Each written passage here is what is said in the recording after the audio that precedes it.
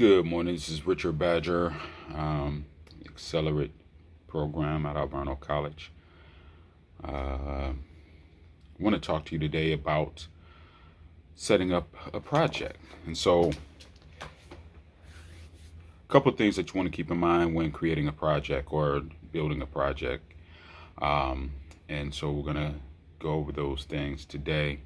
So, one of the first things you want to do when creating a project or business or what have you is you have to ask yourself the question, what is the project or what is the business going to be, and what is the purpose of this project, and what is the purpose of this business? Is this project something that's going to help fix an existing problem? And if it's going to fix an existing problem, then is it really going to be, is it anything new? Is it a better mousetrap?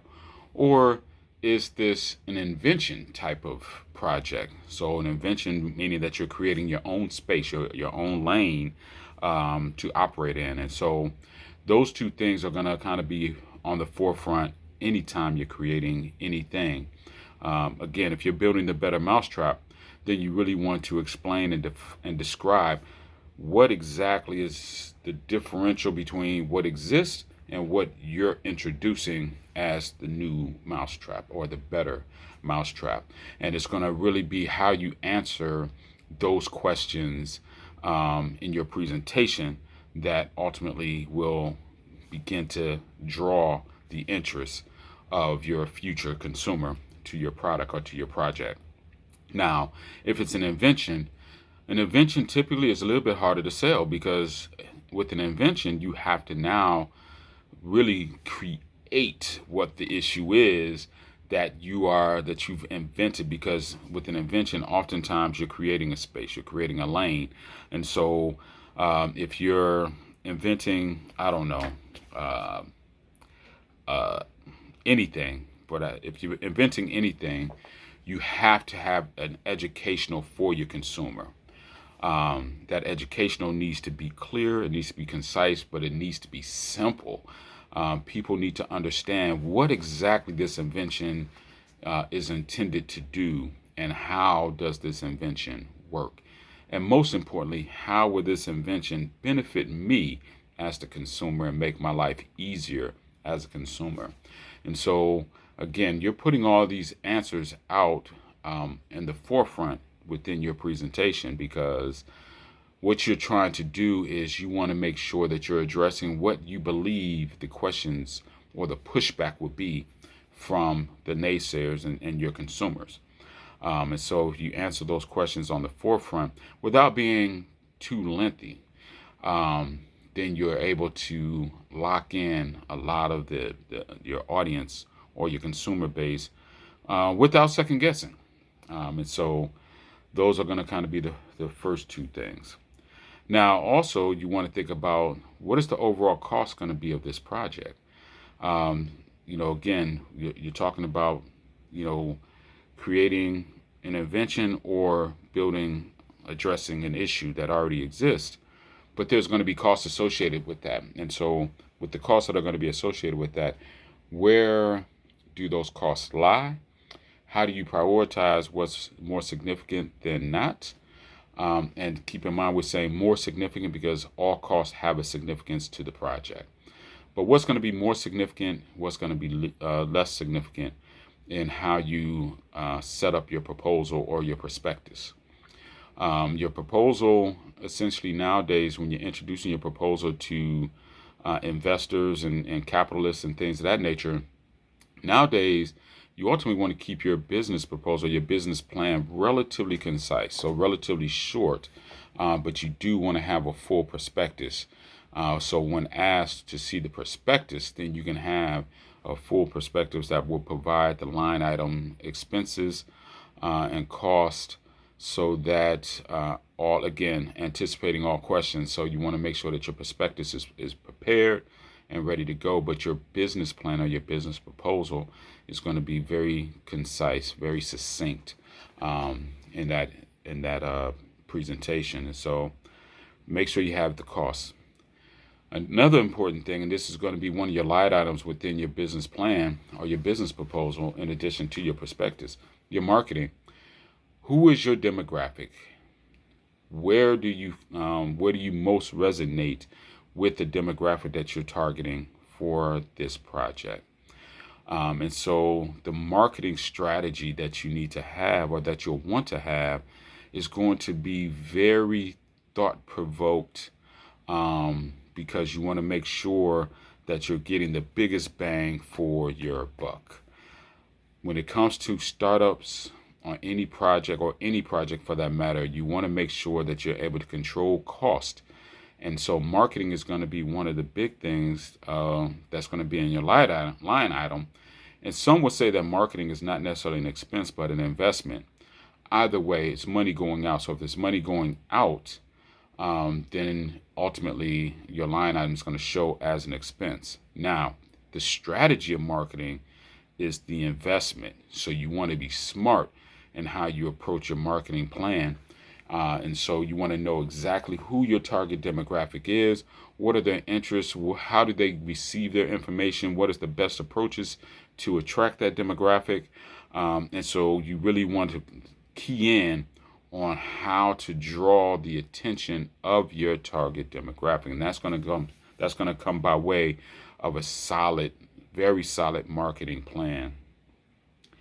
Now, once you get your demographic paying attention to your project or to the business, how does your demographic obtain access to the product, to the project, to the business?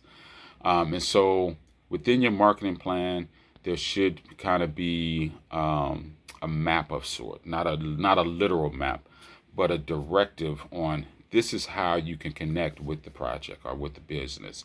And so you really want to simplify it so that it becomes a straight line of communication. It becomes a straight line for them to be able to access the business or the project that you're marketing, that you're pitching. And so that way, everything that you presented in your proposal, it actually actualizes within the attempt to access the actual business. And so make sure that your portals, whatever those portals are, that they are, one, able to handle the volume. On best case scenario, you get this on swell of interest. So you want to make sure that whatever portals, whatever platforms you use to access your business, that your systems won't be overwhelmed and won't be shut down based on volume capacity. So again, simplify your access and try to keep everything as simple as possible.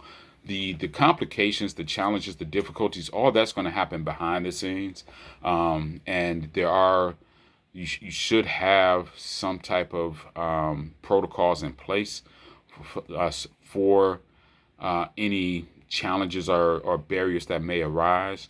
Those contingencies that you create are going to be created on the front end. Again, whenever you're doing these things, you want to make sure that you're prepared for all contingencies. And then lastly, location. The location of your project, the location of your business is going to be paramount. Is this business a literal physical business, bricks and mortar, or is this going to be a virtual cyber type of business? And so if it's an e-commerce, again, it's going to be a matter of access and capacity. And so if it's a virtual business, or if it's an online business, an e-commerce type of project, then make sure that you have the capacity to receive the best case volume that you can imagine. That way, when your demographic, when your clientele comes, they are not slowed down, they're not kicked out, it's not stalling, and or the system crashes altogether. You have one opportunity, more often than not, you have one opportunity to lock in a consumer, particularly on a new project or a new business. And so you want to make sure that in the cyberspace, you have the technological capacity to handle the on-swell of business. If you're talking about location, a physical bricks and mortar location, then again, you want to make sure that your hours are conducive to the demographic that you're targeting. Such would be the case if you have a retail store, and if your hours are Monday through Saturday, then you want to make sure that your target demographic has the access to come to your bricks and mortar store. So if you have a retail store, for example, retail store, and you're open Monday through Saturday, and your Monday through Friday hours are 9 a.m. to 6 p.m., well, that's not maximizing on your target demographic. If your target demographic is 35 to 50, because most 35 to 50 year olds are working from 9 to 5, the traditional makeup. So if your hours are from 9 to 6, that essentially means that your target demographic has, at best, 1 to maybe 2 good hours to patronize your business. Whereas if you are flexible with your hours that will accommodate your target demographic, then you can probably set your hours maybe from 3 to 8. So your hours will be open up. You'll be open fewer hours, but the accessibility of your target demographic is greater. So you stand a chance of having more traffic in your business, in your bricks and mortar location, than you would being open from 9 to 4. And so it's those kind of strategies that you really want to think about when creating a new business or setting up a new project. It's the little things that will get you over the hurdle. It's the little things that will keep people coming. They often say the devil is in the details. The details are definitely what people are going to pay attention to the most. Study your demographic, learn your demographic, understand the thought processes and the behaviors of your demographic, and build around your research so that way when you do kick off your project is in alignment with what you have found in your research. Outside of that, good business is always smile to your customer. Go the extra mile to make sure that you're accommodating your customers' needs and requests. And, always try to have inventory, particularly inventory that's in high demand. Have it available, and the variety of SKUs, the sizes and all those things. Make sure that you have access to those things. So that way, even if you don't have it in-house, you have a short turnaround time. And so with that, I think that your project can be highly successful. And you want to make sure that your business has the ability to evolve with technology and just the change of behaviors of people. And so I will close there. I wish you good luck and much success in your project. And I hope that this is helpful to you as you go forward. Have a great day.